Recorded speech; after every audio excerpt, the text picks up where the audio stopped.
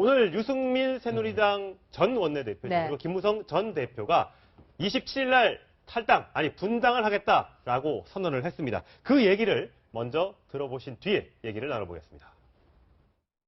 새누리당 안에서는 보수개혁, 보수혁명을 통한 정치혁명이 불가능하다는 결론에 도달하고 저희들 자식들한테도 떳떳할 수 있는 그런 보수를 새로 시작하기 위해서 밖으로 나가겠다는 그런 결심을 했습니다. 네. 박근혜 대통령의 불통 정치는 헌법 유린으로 이어지면서 탄핵이라는 국가적 불행을 초래케 했습니다. 새누리당은 박근혜 대통령의 사당으로 전락해서 국민과 당원 동지 여러분들을 실망시켰습니다.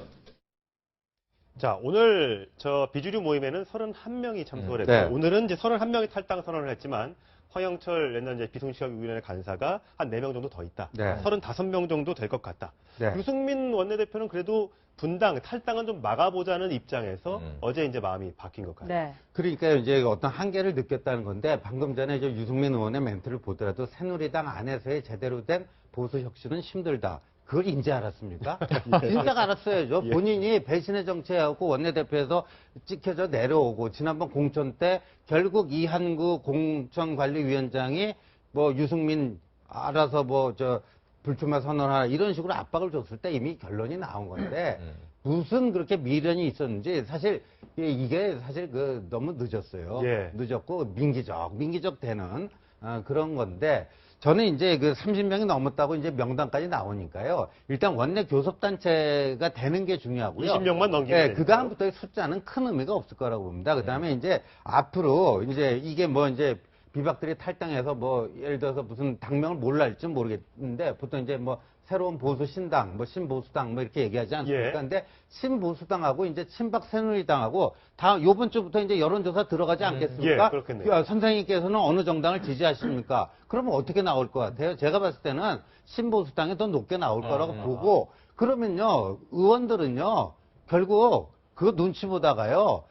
예, 그렇게 되고 또 이제 반기문 총장이 이제 1월 뭐 그렇죠. 8일 귀국한다 뭐 이렇게 해갖고 반기문 총장이 와갖고 친박당으로는 절대 안 갈 거라고 보이거든요. 그러면 네. 반기문 총장의 어떤 거취에 따라서 계속 추가 이동이 있을 수 그러니까요. 시간차로 계속 그 친박당에서는 탈당할 수밖에 없는 그런 현실이 되지 않을까 보입니다.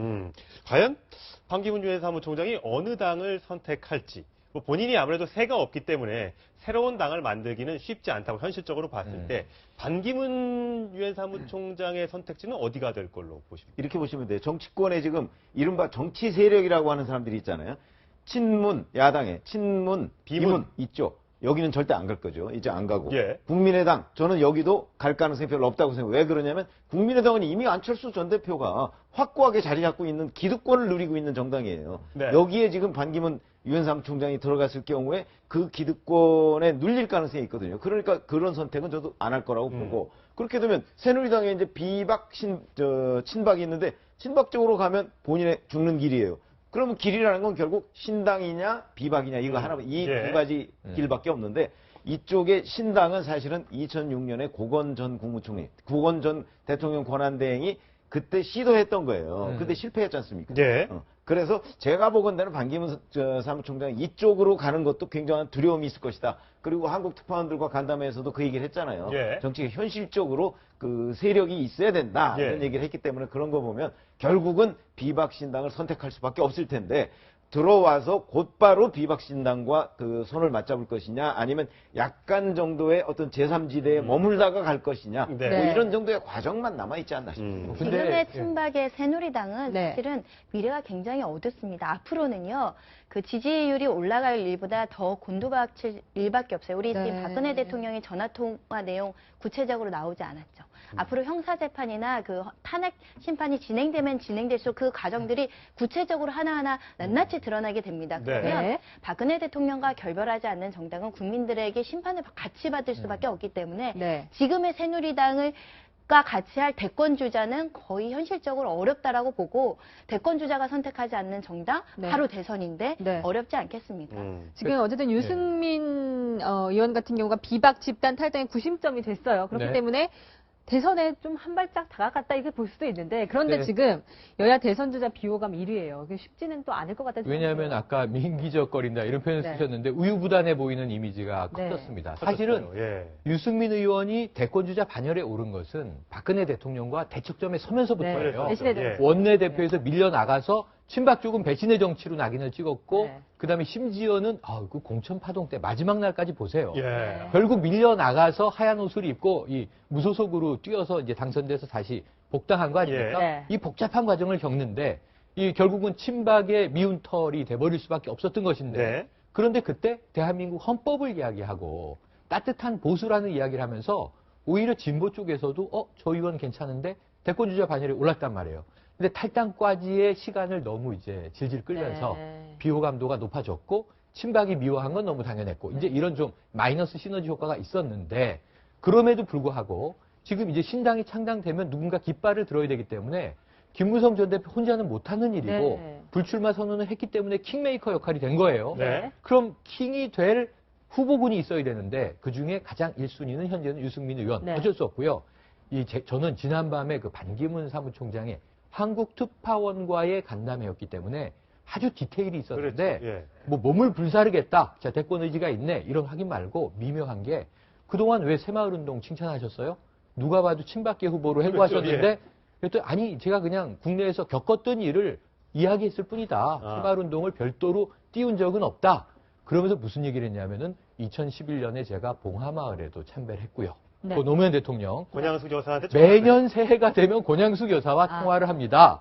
그 야권에도 지금 네.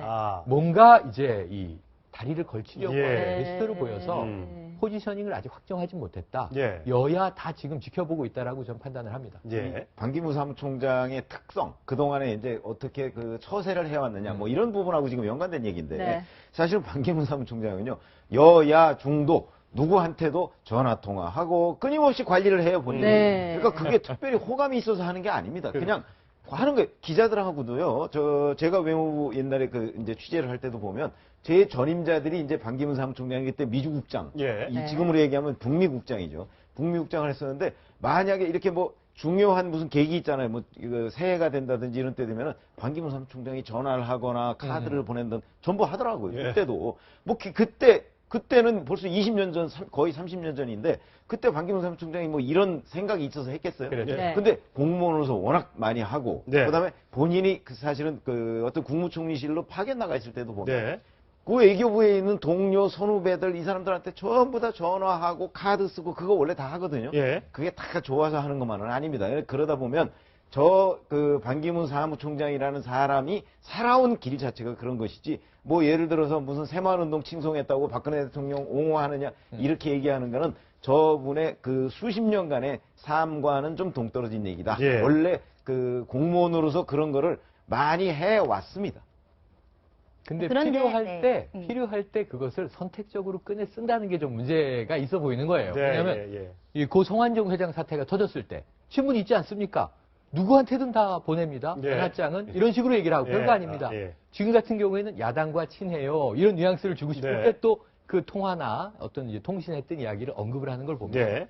지금 국내에 이제 1월 중순에 들어온다고 이제 이야기를 하셨으니까 예. 네. 들어오실 날이 이제 뭐 2, 3주 얼마 안 상당이에요. 남았어요. 네. 그 다음에 이제 여와야 전체 지형을 다 보고 있는 것으로 보여요. 일단 뉴욕에서는 전체를 조망하고 있는데 네. 정작 국내 정치에 뛰어들면 어디에 깃발을 박을 뭐지? 것이냐. 예. 이건 확정되지 않은 것 아닌가 하는 사실 생각이 어쨌든 반기문 유엔 사무총장은 삼지대에 거론되는 인물인데, 네. 자, 민주당에서는 어떤 반응을 내놨을까요? 한번 오늘 얘기를 들어보시겠습니다. 제3지대는 신기류에 불과한 것입니다. 기존 정당에서 화합을 못해서 분화돼 나온 그러한 정파나 개별 정치 지도자들이 모이는 것이 무슨 희망이 있으며 무슨 새로운 정책 노선에 기반한 정당의 창출이겠습니까? 저희가 신기류라고 썼지만 들리는 게 진짜 신기류였는데 네. 혹시 진짜 새로운 기류 그래서 아유, 신기류라고 하지 그럴 리가요. 그렇지 않았겠죠. 그런데 말이죠. 지금 이제 그 민주당에서 특히나 문재인 전 대표 입장에서 보면요. 가장 경계하는 시나리오가 뭐냐면요. 바로 저거거든요. 제3지대. 네. 그러니까 비박들이 새누리당에서 집단 탈당하고 보수신당을 만들고 거기에 반기문 총장을 얹히고 예. 네. 그 보수신당, 신보수당이 국민의당과 연대하고 아하. 네. 거기 뭐 손학규 뭐 대표, 정운찬 뭐 전 총리, 총리 예, 뭐. 이런 사람 다 얹혀가지고 무슨 개헌연대로 아. 개헌연대로 민주당이 뭐 김종인 뭐 이런 개헌론자들 말이에요. 비문자들 또 다 비문. 하고, 예. 뭐 이렇게 다 연대해하고 그러니까 이게 말이죠. 1라운드가 탄핵 연대인데 탄핵 연대는 성공했잖아요. 네. 예. 친박을 제외하고는 다 똘똘 뭉쳐갖고 234명이 탄핵을 참표를 던진 거 아닙니까? 그렇죠. 이번에는요 개헌연대가 되는 거예요. 아. 개헌연대가 돼갖고 친문을 제외한 나머지 세력들이 개헌에 같이 스크럼을 짜는 겁니다. 그리고 거기서 예를 들어서 대선 후보도 단일화시킬 수가 있는 거거든요. 네. 이게 문재인 전 대표가 가장 경계하는 시나리오입니다. 그래서 네. 문재인 전 대표가요, 뭐 섀도우 캐비넷, 예비 내각 발표하고 이런 게 뭔지 아십니까? 이거는요, 개헌 회피 전술이에요. 그러니까 어젠다를 딱 자꾸만 개헌 아닌 이미 대통령 선거하는 거를 기정사실화 시켜놓고 나는 뭐 청와대로 출근 안 하고 광화문 예. 정부 종합청사 그래서 뭐 출근 뭐 대통령이 거기 그 광화문 대통령 시대를 열겠다 이 모든 게 말이에요. 그 의도한 바는 개헌이라는 이슈를 피해가기 위한 예. 그거죠. 그러니까 저런 식으로 이제부터 보세요. 이제부터 이제 민주당은요 친박 안 깝니다. 친박이 가장 우호 세력이었어요. 친박이 있음으로 해서 자기들이 상대적으로 뜰 수 있었는데 아. 이제 저 새누리당이 저렇게 쪼개지고 뭐 함으로써요. 더 이제는 계속 제3지대 때리는 그 내놓을 겁니다. 아, 그럼 제3지대, 이제 결국은 이제 큰 세력은 친박 세력과, 그 다음에 제3 세력, 그리고 민주당 세력. 네. 이렇게 크게 세 파트로 이제 분류가 된다고 했을 때, 국민들은 이제 어디를 이제 지원하게 될 것인가? 저는 그게 세 파트라고 안 봅니다. 그러니까 지금 보면, 예. 지금 보면은 사실은 1당은 이제 저렇게 되면, 만약에 분당을 할 경우에, 예. 1당은 더불어민주당이고, 그렇죠. 2당은 새누리당이고, 3당은 국민의당, 4당이 이제 비박신당이 될 그러네요. 가능성이 네. 있는데, 이 그 비박신당과 새누리당의 세력 관계는요, 사실상 저는 무너졌다. 이게 지금 현재의 숫자가 중요하지 않다고 보거든요. 역시 대권 후보, 유력한 대권 후보가 어디에 있느냐에 따라서 이 힘의 균형은 깨지는 네. 겁니다. 예. 그렇게 따지면 사실은 지금 우리 신 의원 말씀하셨듯이 바로 그러니까 더불어민주당의 최대의 공격 그 대상은 앞으로 새누리당이 아니고 반기문 유엔 사무총장이 될 거예요. 예. 네. 이렇게 되면 결국 이 정치권 내의 가장 두 축은 그러니까 싸움을 하는 두 축은 결국은 문재인 대 반기문이 될 겁니다. 아. 네. 이렇게 되면 다른 대선 주자들은요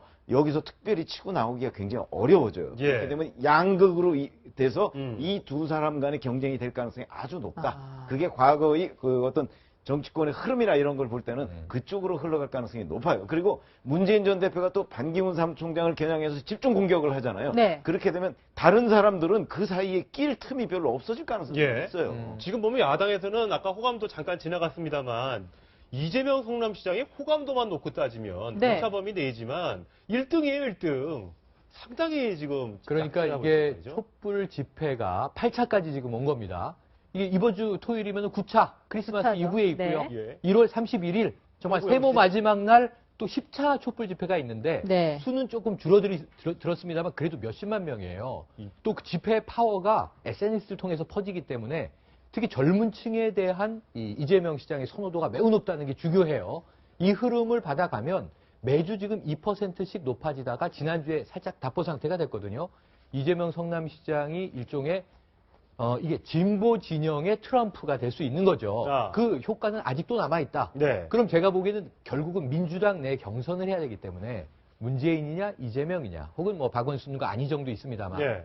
여기서 문제는 아름다운 단일화로 한 명이 결정이 되면서 시너지가 날 거냐 서로 분열하고 경쟁하고 헐뜯는 모습으로 다운이 될 거냐 여기서 아까 이 최 국장님께서 결국은 반기문 대 문재인 구도다라고 하셨지만 하나 남아있는 캐스팅 보트 변수가 안철수 전 대표예요. 아. 반드시 나올 걸로 보는데 네. 제3지대 국민의당이 속해서 반기문과 단일화 경합을 해야 되는지 아니면 야권연대라고 하는 또 전통적인 이름 속에서 문재인 후보와 지난 2010년 대선도 그랬지만 또 단일화 경합을 해야 되는지 혹은 3파전으로 뛰어들지 3파전으로 뛰어든다면 중도 보수의 표를 갖고 갈지 아니면 야권의 표를 갖고 갈지 이 변수가 조금 복잡한 예. 공식이에요. 그래서 3차 방정식 정도로 제가 보기에는 변수는 아직 좀 남아있다. 네. 이렇게 보여집니다. 하여튼 이번에 대선이 뭐 여름에 치러지게 될지 네. 언제 치러질지 알 모르죠. 수는 없습니다만 하여튼 12월은 확실히 아닌 것 같다고 봤을 때 이 대선 주자들의 움직임 앞으로 계속해서 빨라질 것 같습니다.